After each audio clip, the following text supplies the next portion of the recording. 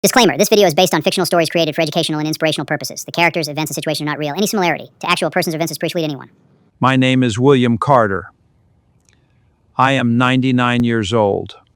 He didn't change my life. He became my life. And if you ask me what the best part of my life was, it wasn't the success, it wasn't the survival, it was her. Her name was Emily.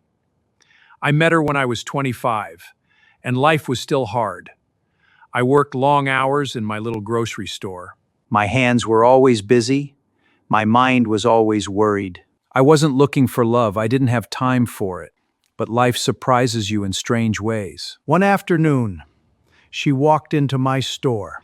I still remember that moment, not because of what she was wearing, not because of anything extraordinary, but because of her smile. It wasn't strong. It wasn't dramatic. It was warm. The kind of smile that made you think everything would be okay. He came towards the counter with a small basket full of groceries in his hand. He said, "Hi." Just one word.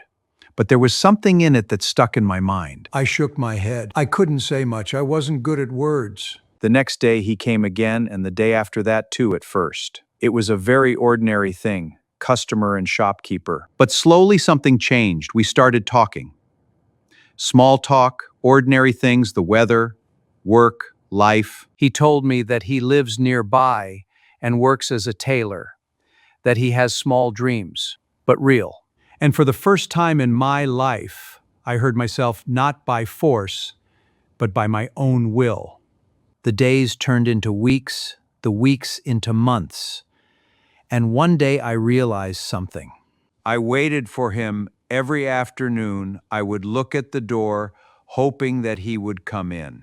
And when he didn't come, the shop would seem empty. That's when I realized it wasn't just a feeling, it was something deeper. But I was afraid not of rejection, but of responsibility. Love means something to lose, and I had already lost a lot in my life, so I kept quiet. One evening, he changed everything. The shop was about to close. He stood in front of the door, hesitant. Then he said, "William, can I ask you something?" He lowered his head for a moment and then looked at me again. "Why do you always feel so alone?" This question Hit me more than anything else because no one had asked me that question before. I didn't answer right away. Because I'm alone. You don't need to be alone. That night, everything changed. We started spending more time together. After work, I started walking, talking about life. For the first time. I wasn't just surviving, I was living at 27. I proposed to her. There were no big plans, no expensive rings, just honesty. I said, "I don't have much, but I promise I'll never stop trying." She smiled and said, "That's all I need." Our wedding was small, very small, a few people, simple food. It felt like the whole world was there because she was there. Life didn't suddenly become easy. We still struggled. We worked hard, there were hard days, but something was different. I wasn't alone anymore.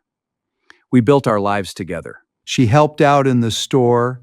She organized things much better than I did. She laughed more than I did. She talked more than I did. And somehow she made everything light, even on the hardest days. At night, we would sit together for a simple dinner, a quiet conversation.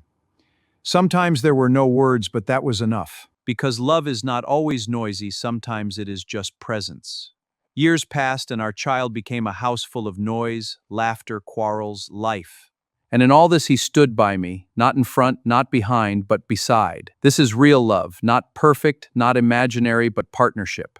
Now looking back at the age of 99, I understand one thing. I didn't just marry him, I found my home in a man. Even today when I sit alone, I don't feel empty, because somewhere in every memory he is still there.